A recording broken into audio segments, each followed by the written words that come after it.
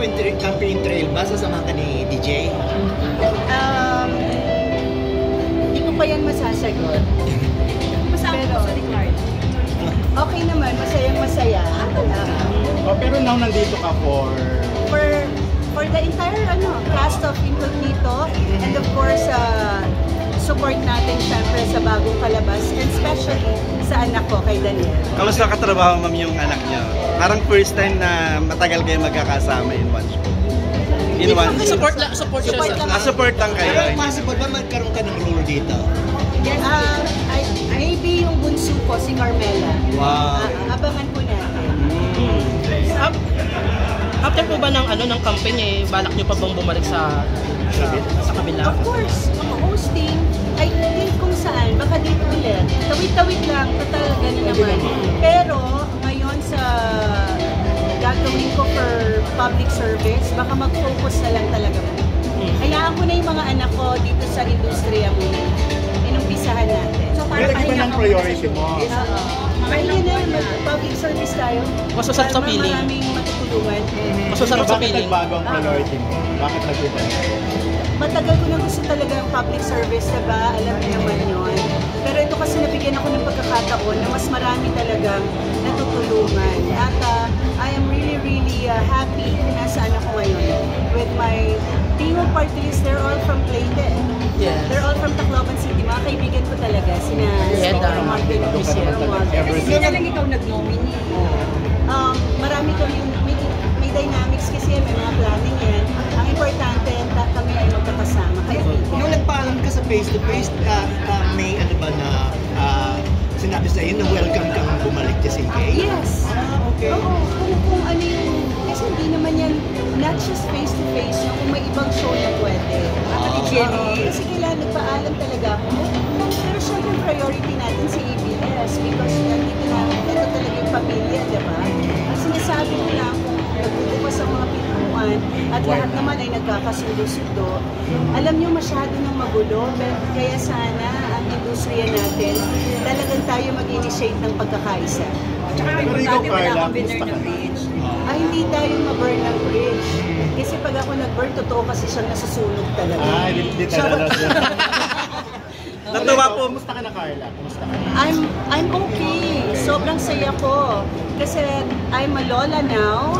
Carlito, my second son, ay nagsilang na yung kanyang wife. And welcome. Lalaki, his name is Claudio. November 12, so 3 weeks pa lang, wala pang isang buwan. Na lola. Hindi ko maramdaman, dahil alam mo namang rock and roll tayo. Pero syempre, parang bunsong kapatid. Yung feeling, kasi ang aga kong nagkaanak kay Carlito, I was only 20. So expected natin yan, pag maagang mag-anak, maagang magiging lola. Carla, kung lang kita ng reaction, naka 1 billion yung pelikula ng Cut Dead, anong reaction? Ano sabi? Naka 1 billion na sa takiya. Of course, lahat tayo masaya. Lagi naman nating sinasabi yan, diba? Pagka magkakasama tayo sa industriya, dapat naghihilaan tayo pataas. Congratulations, I'm very happy. I'm very proud of Katrina and Alden. Na-congratulate mo naman si Katrina? Ng personal? Hindi pa kami. Ma'am, natuwa po ba kayo sa pagbabalik ni Daniel after a long time dito sa teleserye ng Incognito? Yes. And action. Actually, hindi lang ako yung natuwa, lalo na si Daniel. Kasi naging handa siya at matagal na nating pinaghahandaan ng isang aksyon na palabas. Diba? Kasi yan talaga actually yung halos hindi pa niya nagagawa.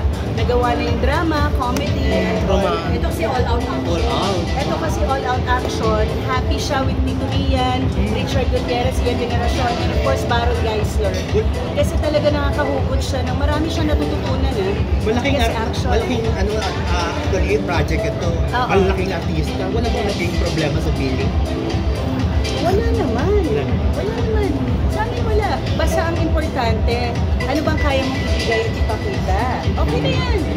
Diba? How do you support Ma'am Daniel dun sa matagal na wala siya sa showbiz? Anong ginagawa niya? Ano yung bonding na ginagawa niya? Hindi naman yan mapakali sa buhay niya. So ang dami niyang negosyo na binuksan, diba? And then workshop, hindi na glubay para pag dumarating yung mga ganitong pagkakataon, ready ka. So ready siya. At saka pa din niya yan, hindi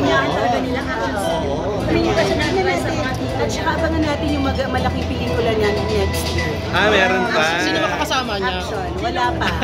Oo. Doon muna tayo. Masyado kayo na-excite ba? Ma'am, last. How do you support Daniel dun sa pinagdaanan niya for a long time, ma'am? Pinagdaanan niyang, kung may problem Alam mo, ang mga nanay ang unang nalulungkot pag malungkot yung mga anak. Pag may pinagdadaanan ng mga anak, mas gusto mong kunin na lang yung mga pinagdadaanan nila. Pero, tuturuan din natin yung mga anak natin na bumangon mag-isa because it's not gonna be forever na kasama natin sila, diba? Paano pag mamaya wala na tayo? So, tuturuan natin yung mga anak natin tumibay yung mga buto nila. Saka independent na siya sa'yo, di ba? Sa iba na siya na sa bahay. Lalaki yan. Actually, kahit yung mga girls kong anak, they're very independent. Ako, Ay, as a nakakagaw na lang nagsena si Carl. parang ako lang. Thank you, ma'am. Thank you po. Nakakagaw na nagsena. Bakit ba lang lagi binabati na rin kumaloy?